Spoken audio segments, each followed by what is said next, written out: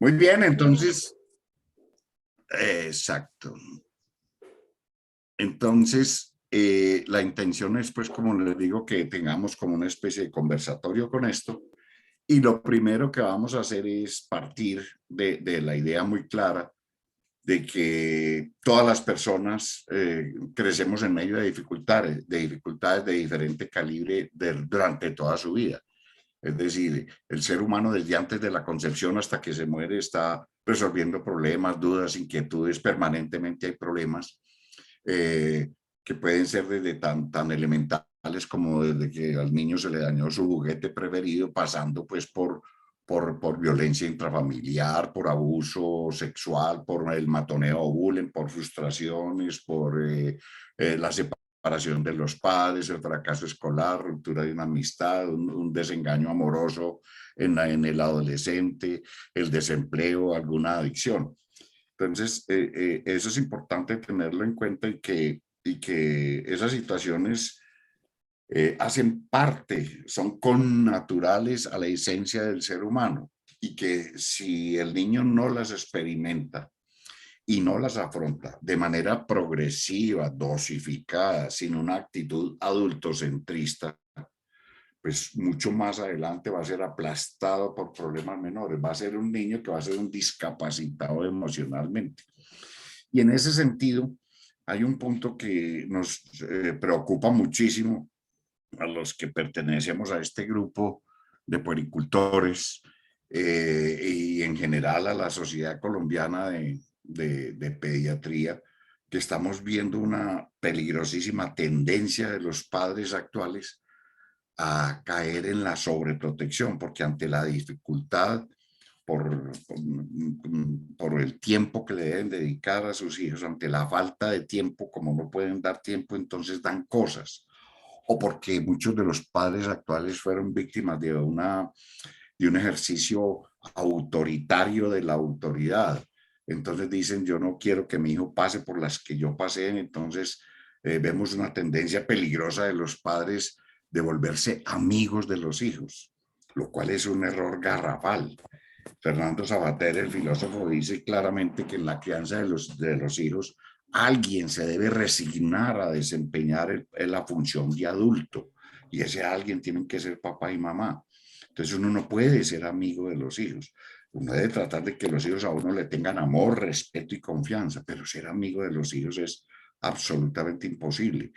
Y en ese sentido insistimos desde ya, porque es que es ese afán, como dice una célebre canción, El Camino de la Vida, que tiene un derrotero que para nosotros los puericultores es pésimo, que dice para que a los niños no les falte nunca nada. Eso es un pésimo derrotero. Uno no puede criar a los niños allanándoles completamente el camino y como dicen algunos papás, para que no pasen por las que yo pasé, porque eso no es correcto, no es adecuado. Los orientales toman esto de otra manera. En las culturas orientales, la palabra crisis significa oportunidad. Para nosotros, crisis, problema, trauma, es algo negativo. Para ellos es una oportunidad. La crisis es algo que aparece de manera inesperada, pero obliga a hacer un alto en el camino, a repensar las cosas, por qué nos salió mal, pero nos ayuda a buscar alternativas. Y eso va a permitir entonces avanzar y crecer. Es un concepto que es muy valioso tenerlo en cuenta, el problema de las oportunidades como crisis. Entonces, es apenas lógico pensar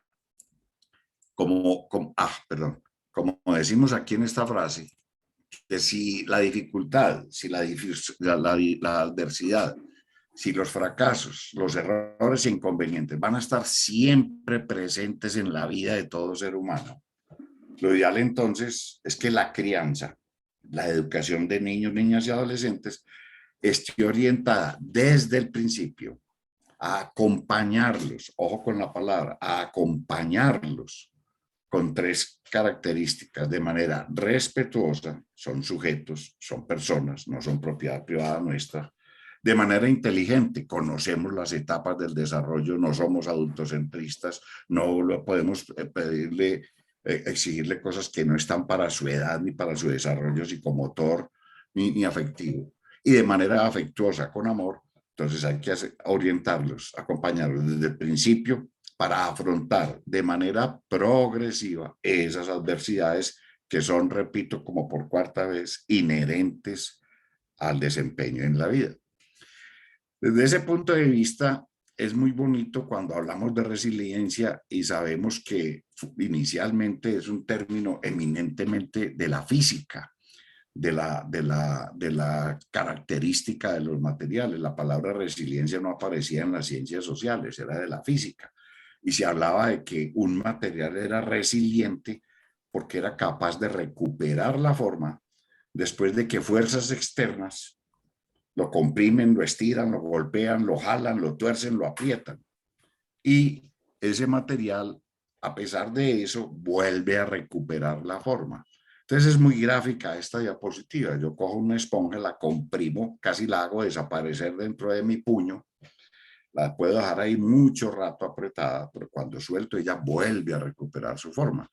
Lo mismo nos pasa con un buen resorte, por ejemplo. Yo lo puedo alar y cuando lo suelto él vuelve a su forma original. Puede que algunos se demoren un poco más que otros porque la resiliencia no es igual en todos los materiales. O lo comprimo y ese resorte comprimido cuando lo suelto vuelve a coger su forma. Lo mismo con un caucho o con un plástico. A diferencia, hay otros materiales que no son resilientes desde el punto de vista físico, que ante una tensión muy fuerte, como nos muestra esa cadena, pues simplemente se parte y no vuelve a recuperar su forma. Yo quiebro un foco y no vuelve a recuperar su forma. Un lápiz de madera, le hago fuerza y se parte, no vuelve a recuperar su forma, a diferencia de un material plástico. Es una muy buena analogía, me parece excelente, porque nos lleva entonces a que sí entendamos mejor qué es esto de la resiliencia y cómo la tenemos que tener presente en nuestra vida diaria. Entonces, por eso decimos aquí que la resiliencia es esa capacidad que tiene una persona para superar y sobreponerse a situaciones traumáticas que le ocurren en la vida. Ojo con esto, son situaciones traumáticas, ¿cierto? No es que yo ahorita antes de preparando para reunirme con ustedes estaba haciéndome un tinto y se regó ahí en la cocina. Eso no necesita resiliencia, simplemente es un trastorno menor que no pasa nada, se limpia y listo. Es algo traumático, ¿cierto? También me gusta mucho que se utiliza la palabra entereza, aunque no es exactamente resiliencia, pero sí se acerca mucho. Es tener entereza, es decir, yo soy capaz de adaptarme a situaciones adversas, pero adaptarme de manera positiva. Es decir, ante un duelo es apenas normal que ante la muerte de un ser querido yo llore, yo me sienta mal, lo recuerde permanentemente, me altere mi vida normal, me altere el apetito, me altere el sueño. Eso es normal, ni más faltaba. No estamos diciendo que la resiliencia es falta es ignorar o menospreciar o sublimar el sufrimiento, no, es saber que existe y saber que existe el problema, pero saberlo superar. Y la última definición dice que es un proceso dinámico en el cual el ambiente y el sujeto se influyen mutuamente en una relación recíproca que permite a las personas adaptarse y funcionar apropiadamente a pesar de la adversidad. Entonces aquí es donde se mencionan los tres componentes, que es la adversidad, es un trauma, es un riesgo, es una amenaza para el que se presenta para el desarrollo humano, que implica otro componente, que es la adaptación positiva. Y el otro que es un proceso que se tiene que dar, perdón, aquí. Es un proceso que implica interacción entre factores protectores y factores de riesgo. Y en ese proceso es el que interviene la crianza. Es decir, para que haya un equilibrio entre factores protectores y factores de riesgo, con el ánimo de que el niño o la persona construya esa resiliencia. Entonces aquí hacemos una observación sobre lo que mencionábamos ahorita, sobre el trauma. Decimos que el trauma es una situación que ejerce una violencia inesperada es inesperada, eso no está programado. Y es de tal magnitud que lo deja al sujeto desarmado. Es un acto imprevisto, incontrolable, incomprensible, insensato, que produce una pérdida total de control sobre su vida y una profunda sensación de impotencia. Quienes hayamos tenido pérdidas significativas, sabemos lo que es eso, la muerte de un ser querido, por ejemplo.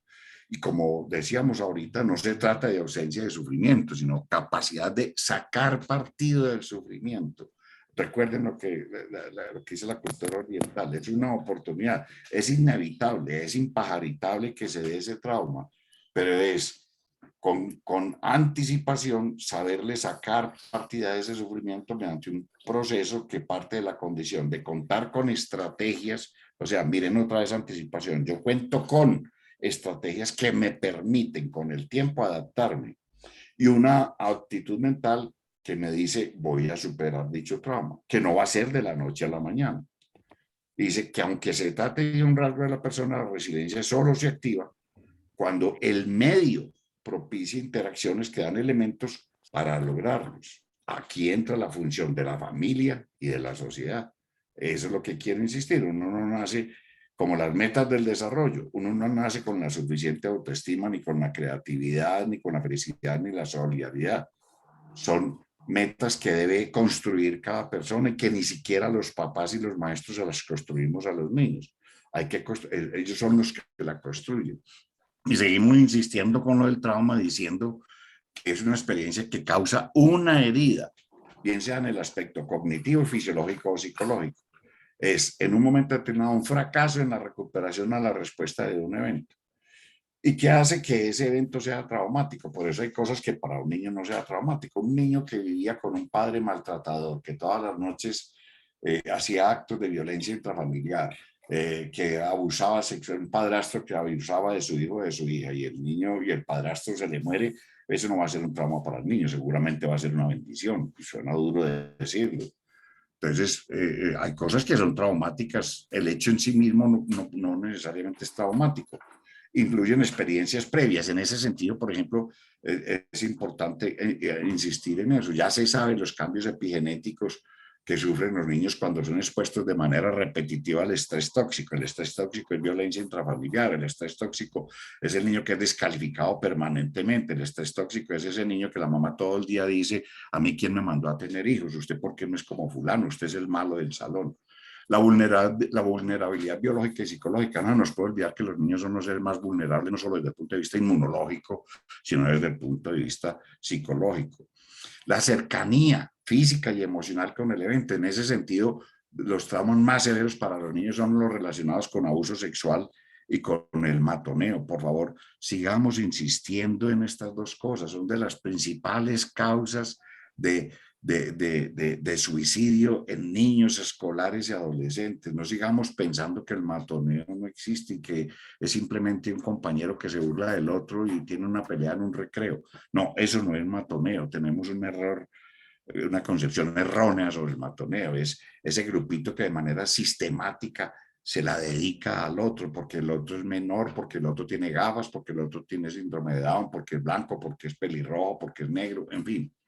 Y obviamente que influye también los factores posteriores, es decir, el apoyo de personas cercanas y si además de eso se dan factores estresantes adicionales. Todo eso influye para llegar a definir si hay un trauma o no.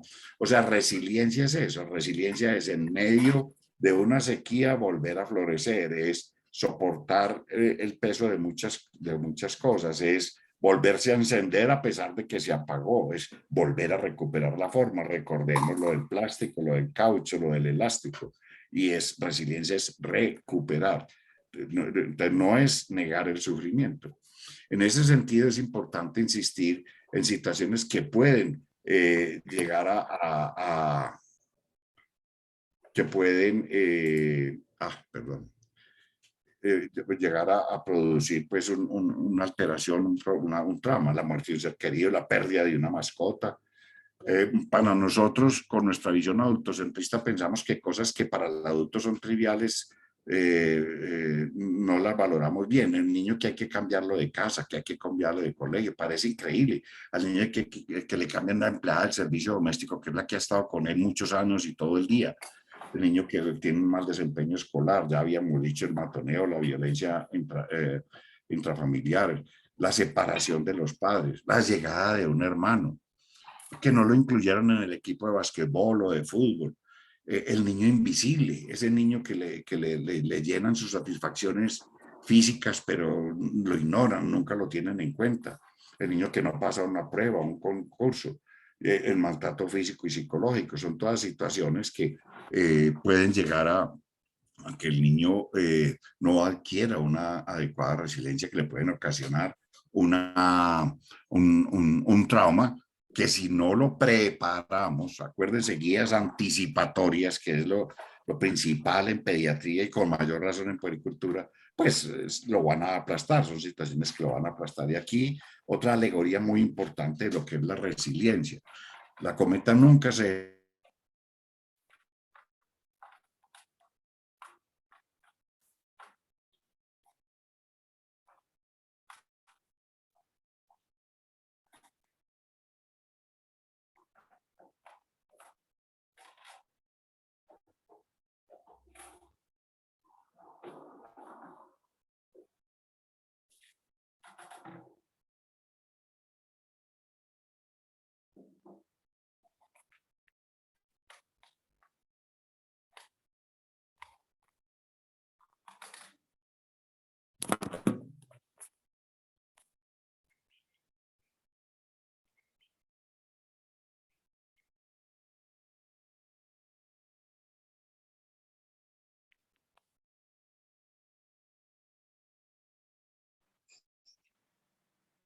Doctor Ochoa, ¿está por ahí?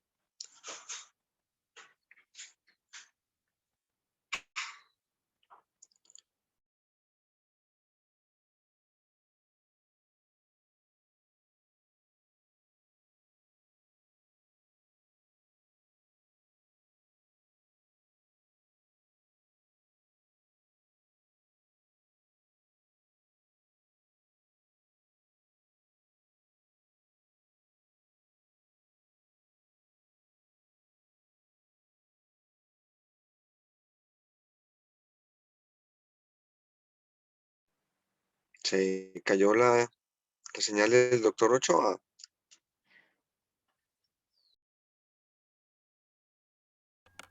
Sí, doctor, no está. Doctor, de pronto usted le podría timbrar. Sí, ya me encargo. Muchas gracias.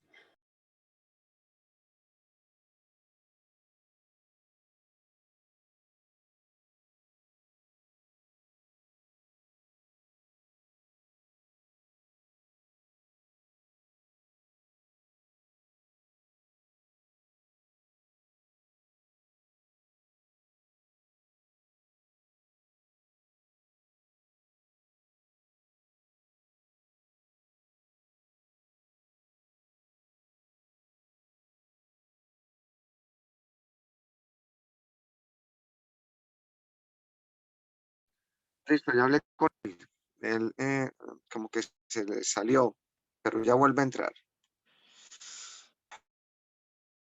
Ok, doctor, muchas gracias.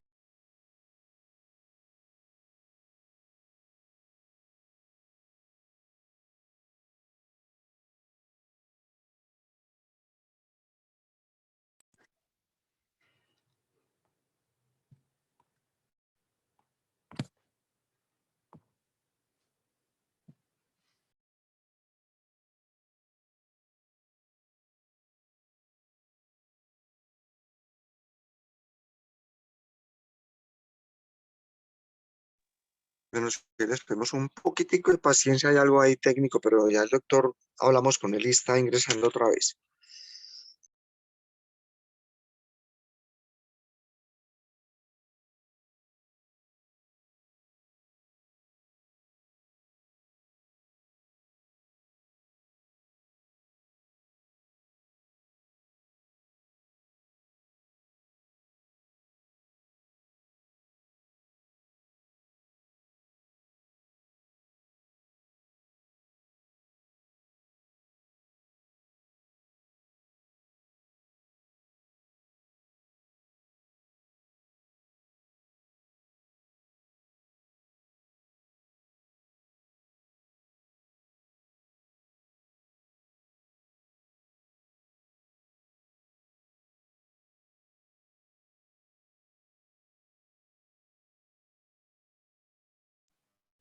Listo, doctor. Listo, doctor Luis Carlos.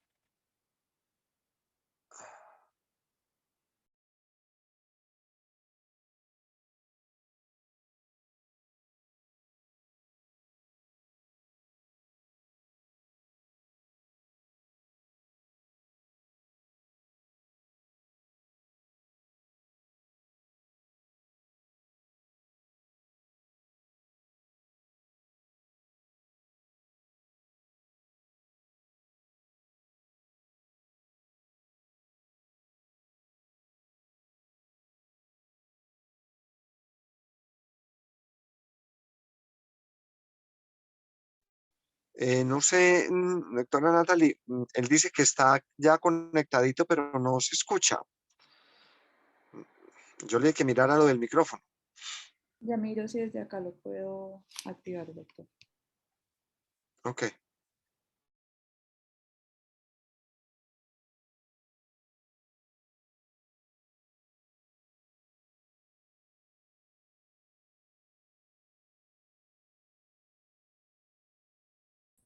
Aló, ¿me oyen? Listo, doctor. ¿Sí me Listo. están oyendo? Sí.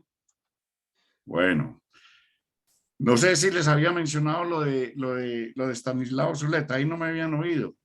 No, no, doctor. Íbamos en la cometa, doctor, en la analogía de la cometa. Perfecto. Entonces, ahí vamos. La que sigue es esta. Ahí me están oyendo. ¿Sí me oyen? Sí, doctor, sí, perfecto. Falta Perfecto. poner la diapositiva en modo presentación. Correcto. Mil gracias.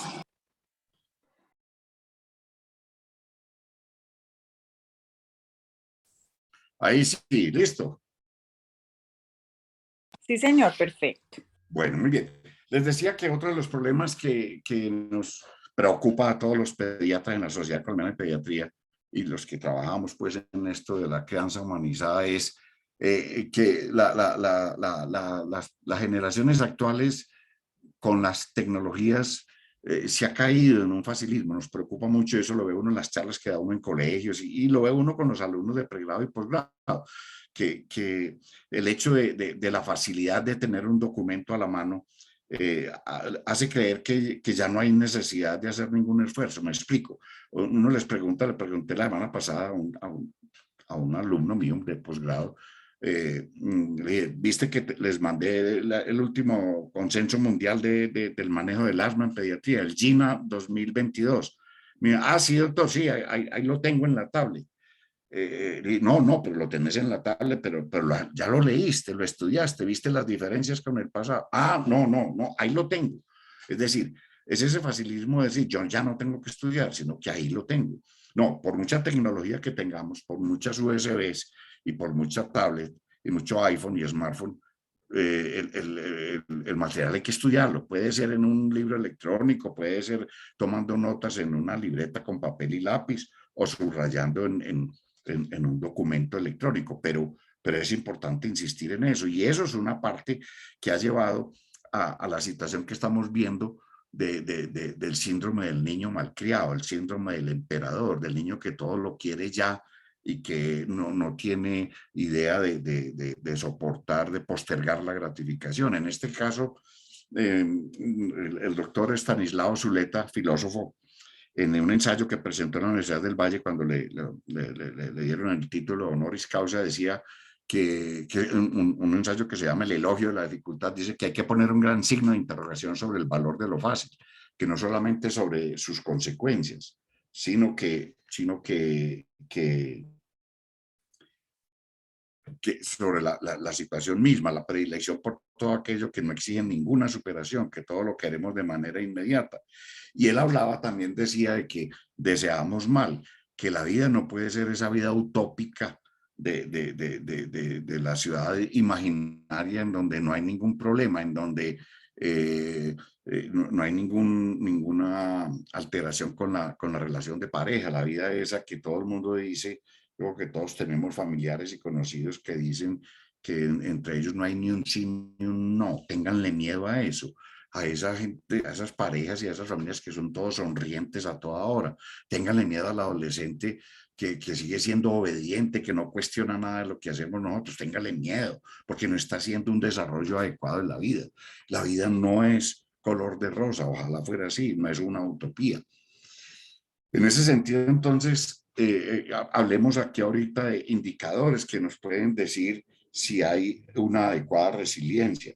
Y es, por ejemplo, nos dicen lo que es la perspicacia, es descubrir que se puede aprender de una tragedia, saber que se puede, como decíamos ahorita, sacar partido de un trauma. Autonomía en el sentido de que yo los problemas no me los llevo para el trabajo. Cuando la gente dice, no, es que este está mal ofuscado porque tiene un problema, no tiene que tener la suficiente autonomía moral de saber discriminar de quién es la culpa y de quién no. La interrelación, que es fundamental, saber con quién cuenta. Recuerden que la verdadera amistad es ahí estoy. Usted era cuando me llama, me utiliza, pero estar ahí. Lo que pasa muchas veces de la actitud de los padres con el adolescente, que el asunto no es de cantaletas ni de sermones, sino que el adolescente siempre sepa que hay alguien ahí, que ahí está a quien pueden acudir. La creatividad desde el punto de vista que hablábamos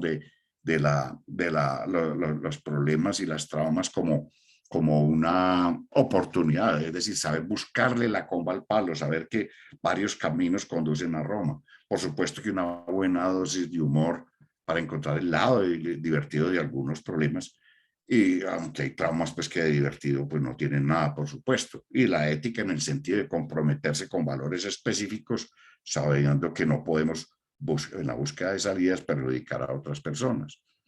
Desde ese punto de vista, entonces, podemos hablar de que hay unas condiciones que pueden ayudar a construir una adecuada resiliencia, y es la gestión de las emociones. Sabemos que lo de la inteligencia emocional es una asignatura que falta en muchos colegios, que seguimos pensando que lo importante es la inteligencia cognitiva. La mayoría de los esfuerzos de quienes criamos y educamos es hacia que sí conozca algo, a que se sepa la fórmula D, a que sí sepa la dosis de tal medicamento, qué exámenes pide ante la sospecha de tal diagnóstico.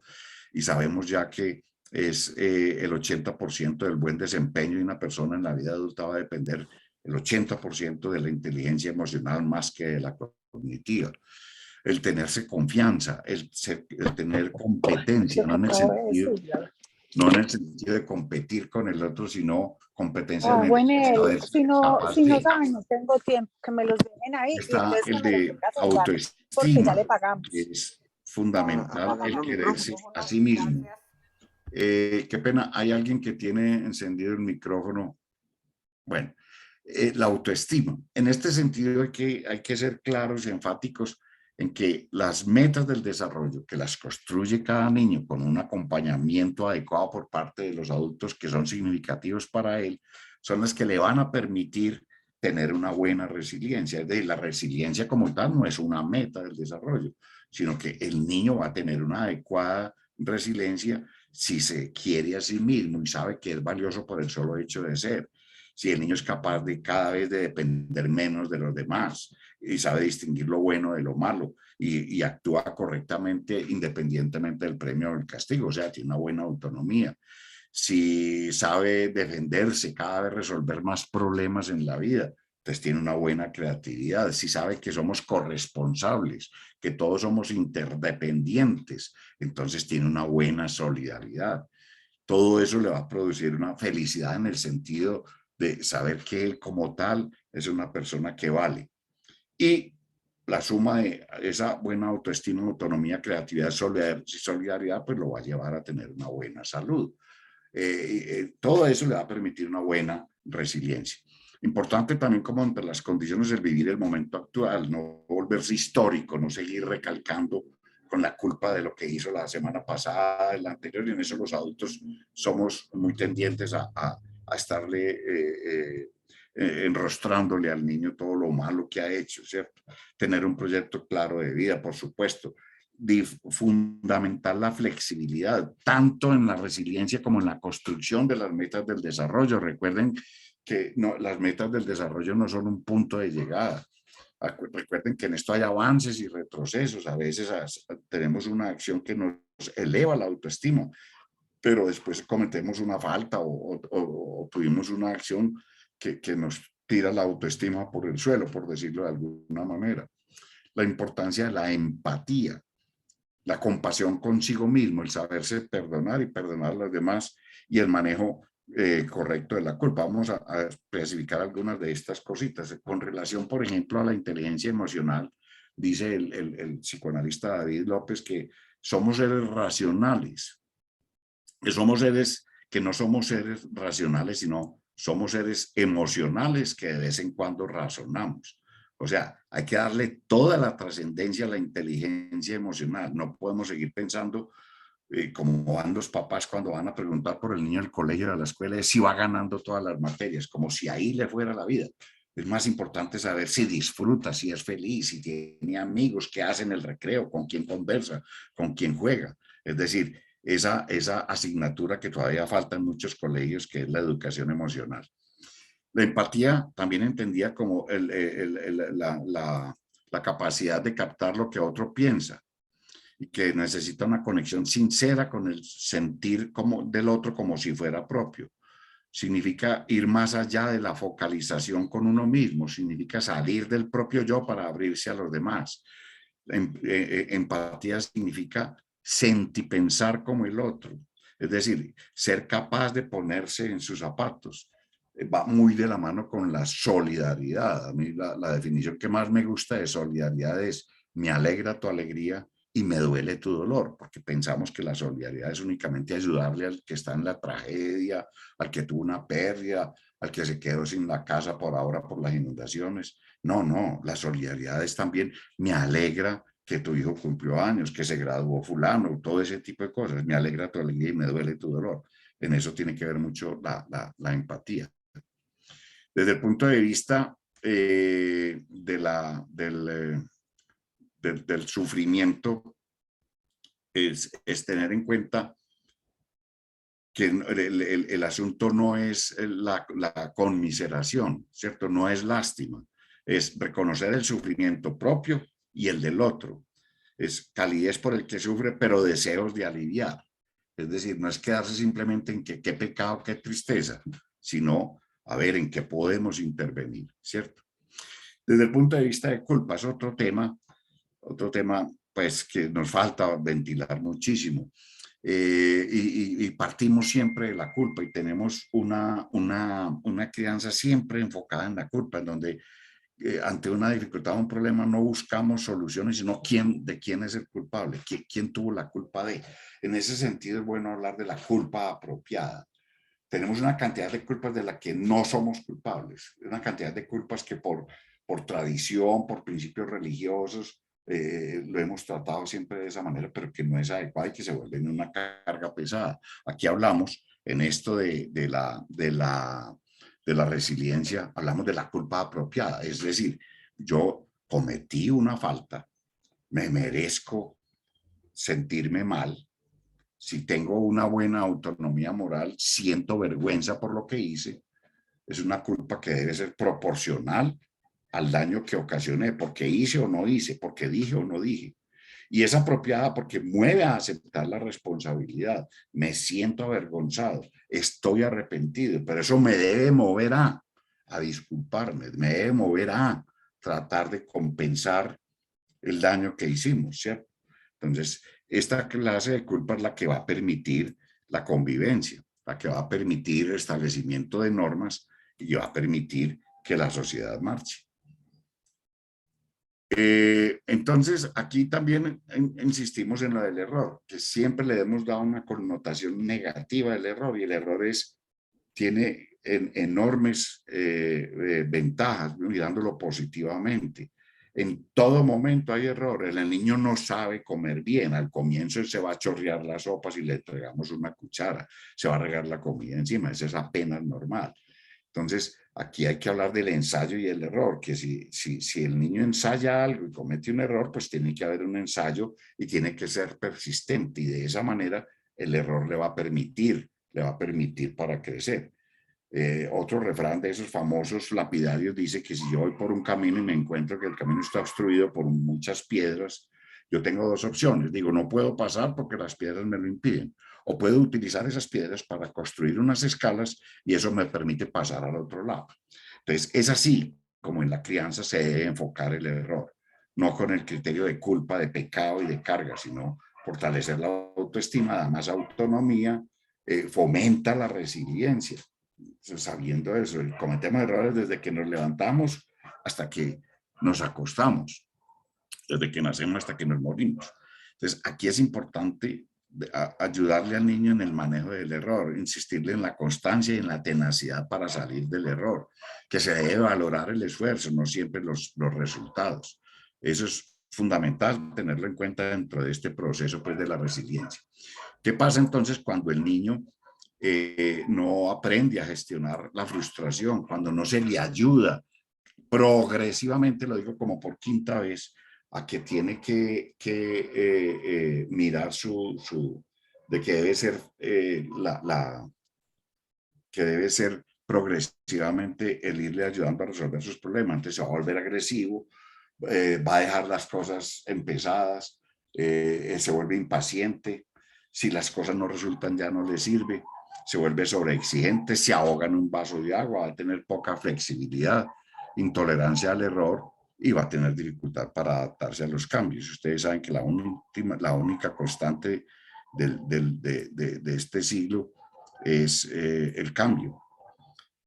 Entonces, cuando el niño aprende a gestionar la frustración, es importante tener en cuenta que todos los niños tienen derecho a sentirse frustrados, que es importante que supere de manera oportuna y adecuada sus duelos, sus pérdidas, que no se convierta en un adulto discapacitado, que construya y reconstruya permanentemente su autonomía y aprovechar esas frustraciones de la vida como excelentes oportunidades. Eso es importante tenerlo pues muy presente. En este sentido es importante insistir en la sobreprotección en la que caemos muchos adultos. María Montessori, la excelente educadora, dice, ayúdame a hacerlo por mí mismo. También nos dice que cualquier ayuda innecesaria es un obstáculo para el desarrollo del niño y que el instinto más grande que tienen que tienen los niños es precisamente liberarse del adulto, es decir, que nos volvamos progresivamente innecesarios. En ese momento estamos haciendo bien nuestro trabajo. Que nunca le debemos ayudar a un niño en una tarea que él es capaz de hacer.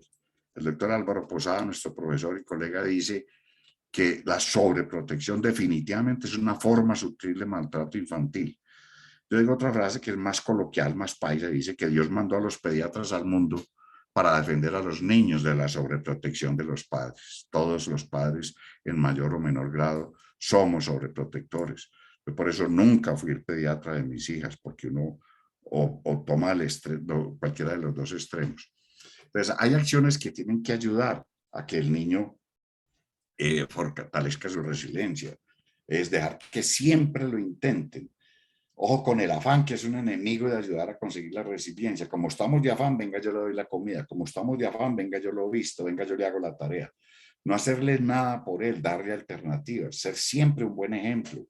Dijimos ya la importancia de usar el error como una oportunidad para crecer y ponerle tareas que estén acordes con su desarrollo. Escuchar siempre de verdad. El niño es experto en el lenguaje no verbal, sabe cuándo le contestamos sí mi amor, sin siquiera ponerle atención. Es fundamental eso. Ayudar solamente cuando él lo pida y cuando realmente lo necesite. Que sepa que a pesar de los errores y fracasos que tenga, el amor que se le tiene es incondicional. En esto quiero insistir en eso, ningún papá tiene que hacer tareas, por Dios, insistámosle a los papás. Ellos no tienen que hacer tareas las tienen que hacer los niños. Reconocer los esfuerzos, no solamente los logros, ya lo habíamos dicho.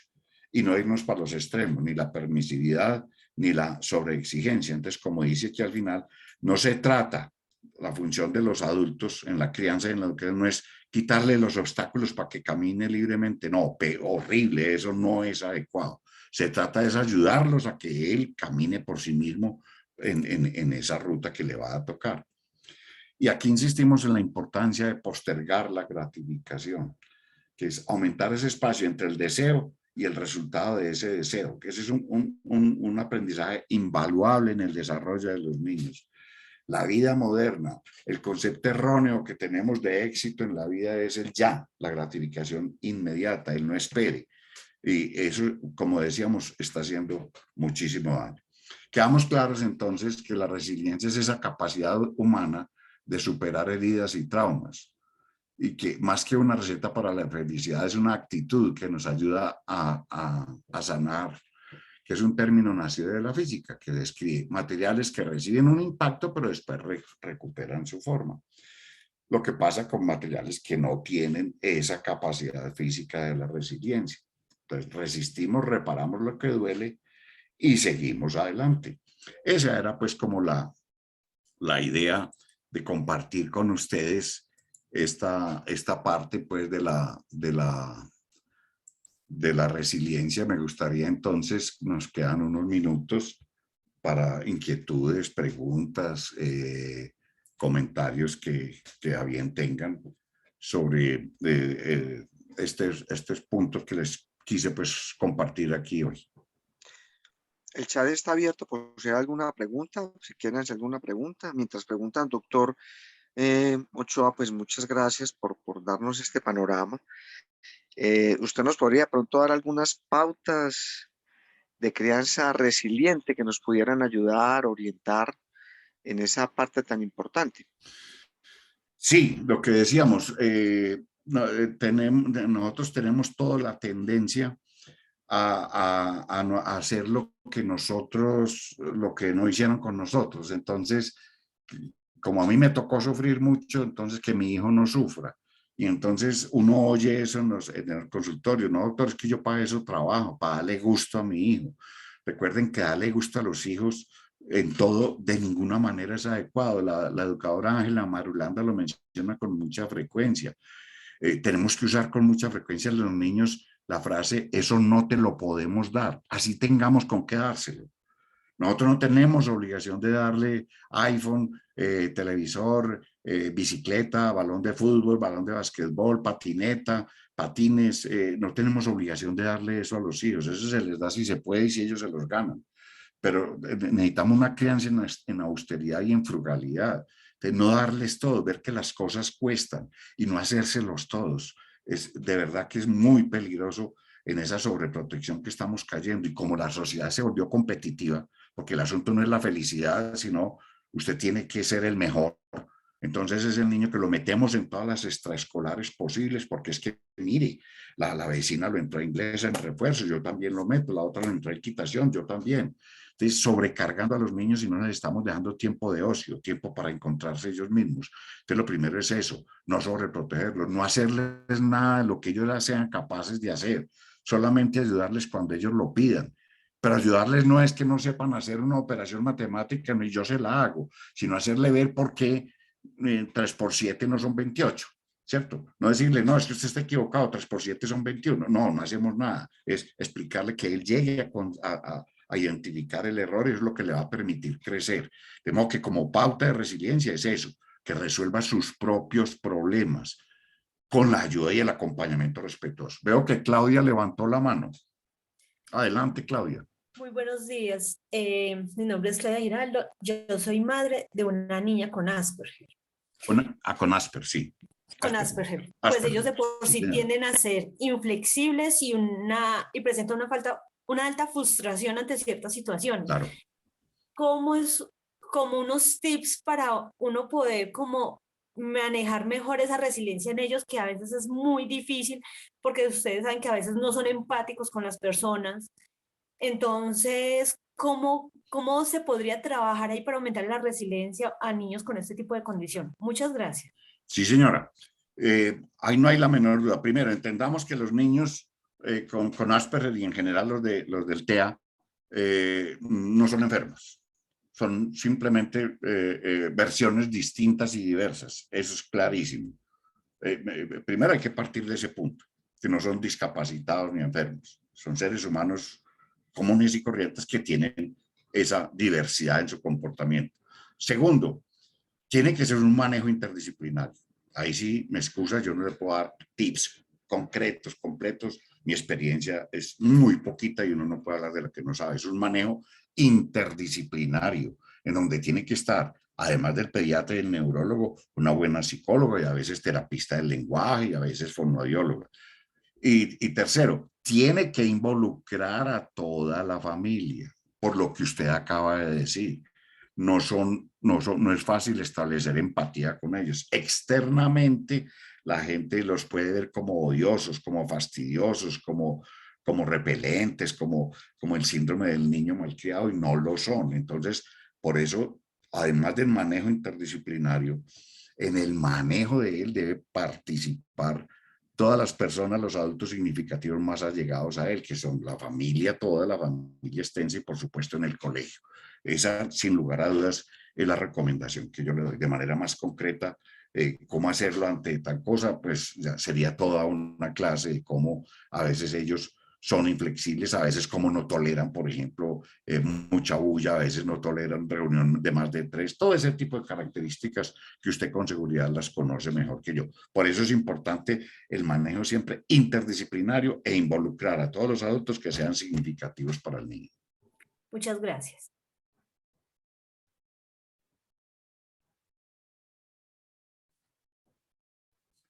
Si alguien quiere hacer algún comentario, alguna inquietud, contar alguna experiencia, alguna crítica a la presentación que hicimos. Esto de la resiliencia tiene mucha tela para cortarse. Trataba simplemente como de presentar pues un panorama general y sobre todo ver que es algo en lo que debemos intervenir. Es decir, es algo concreto, algo con lo que tenemos que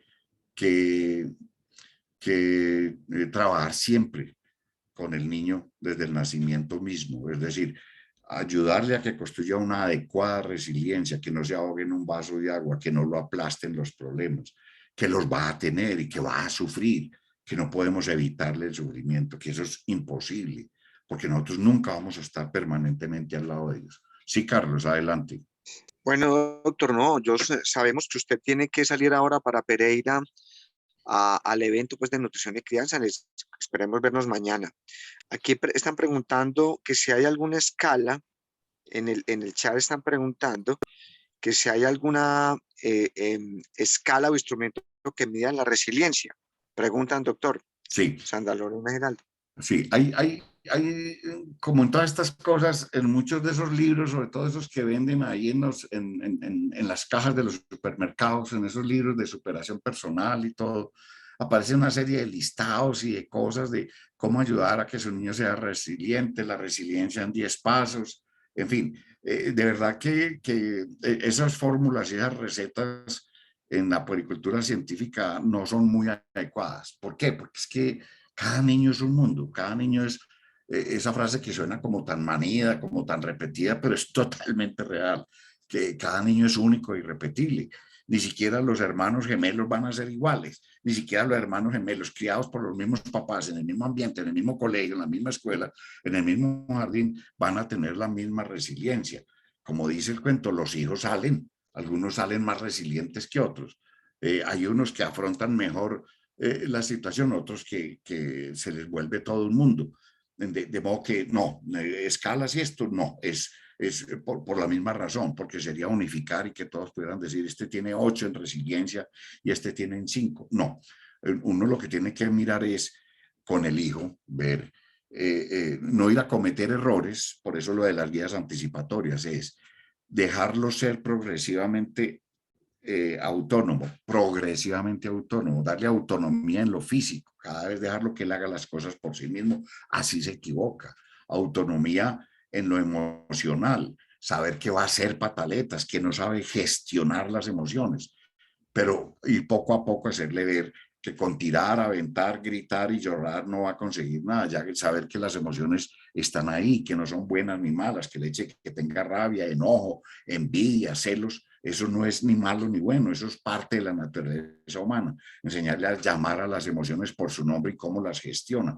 Todo eso le va a ayudar a adquirir resiliencia, la autonomía en lo moral, que estamos en la olla, somos un país completamente heterónomo moralmente. Lo vemos todos los santos días, la corrupción que hay en todas partes a pesar de todas las sanciones. Entonces hay que enseñarle al niño eso, a hacer lo correcto independientemente de que lo vean o no, independientemente de que lo premien o lo castiguen.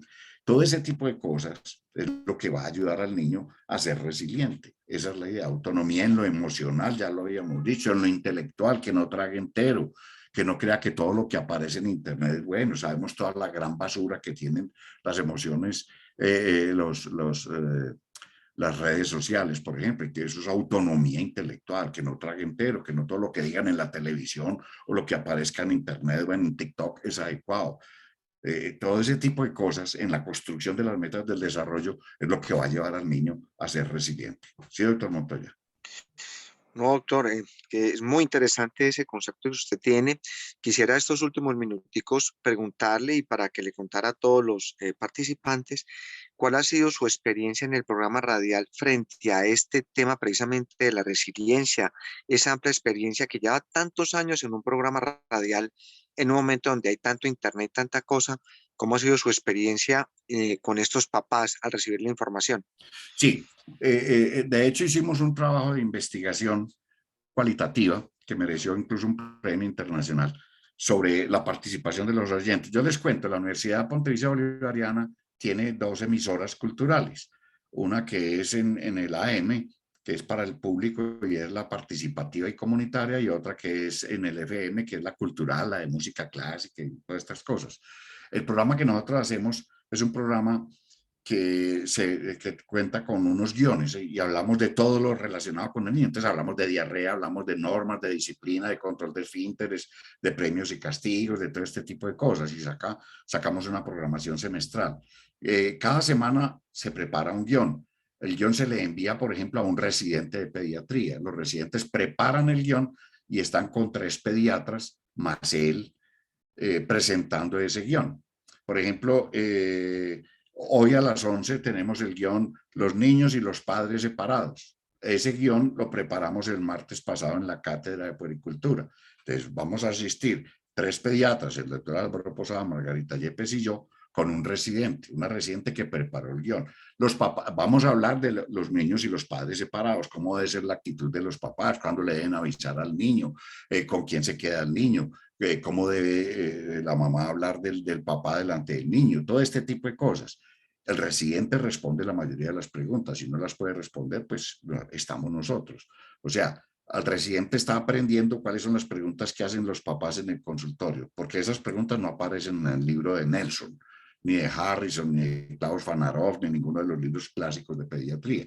Entonces, es una pedagogía desde ese punto de vista. Y cuento una anécdota, hablábamos del castigo físico, enfatizábamos que el castigo físico no produce absolutamente nada positivo. Un papá nos llamó, el programa es al aire, hay preguntas al aire, hoy a las 11 lo tenemos así, después se repite, pero al aire un papá nos dijo que nos apreciaba mucho, que llevaba mucho tiempo yendo el programa, pero que no estaba de acuerdo con el castigo, que gracias al castigo que él recibió cuando niño, él es una persona de bien y es un excelente ciudadano porque su papá lo reprendía a punta de correazos.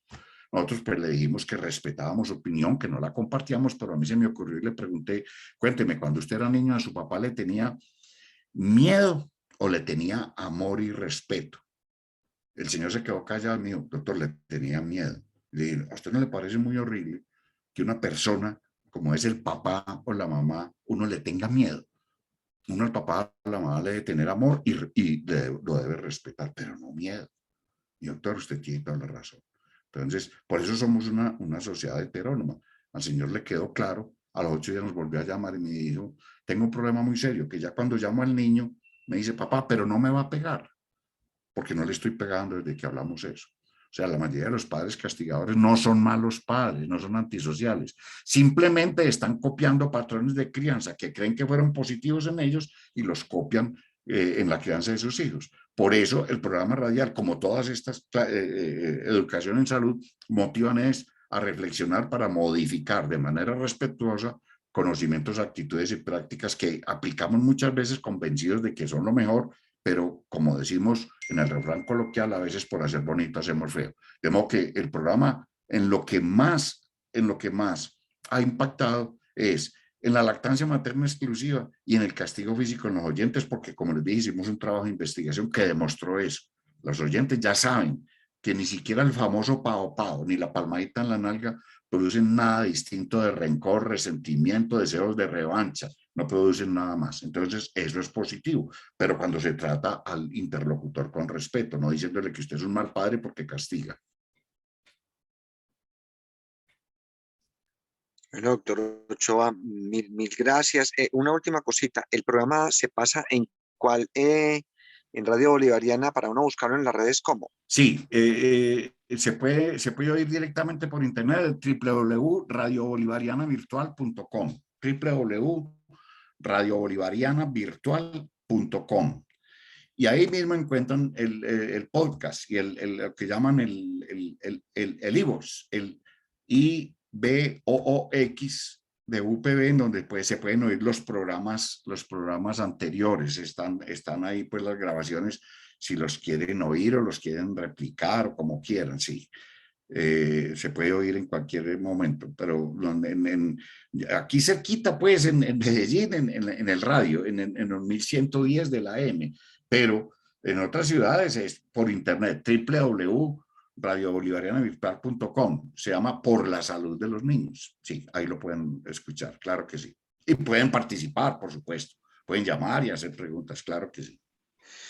Bueno, doctor Ochoa, aquí en el chat la profesora Marta Lucía Cujiño le agradece, es una profesora enfermera del Departamento Materno Infantil, pues y en nombre del posgrado, de nuestro departamento, de nuestra Facultad de Ciencias para la Salud, le agradecemos su participación porque sé que tiene que viajar, organizar sus programas, sus cosas. Nuevamente los invitamos para dentro de 8 días continuar con todas estas temáticas en estos ateneos tan importantes que tienen que ver mucho, como dice su programa, por la salud de los niños y niñas. Un gran abrazo y si la doctora Diana, el doctor Jerónimo o alguien más del departamento quiere opinar algo, bienvenidos. Muchas gracias, doctor Lucas. Que estén muy bien, les agradezco mucho la invitación, pásenla muy bien, hasta luego.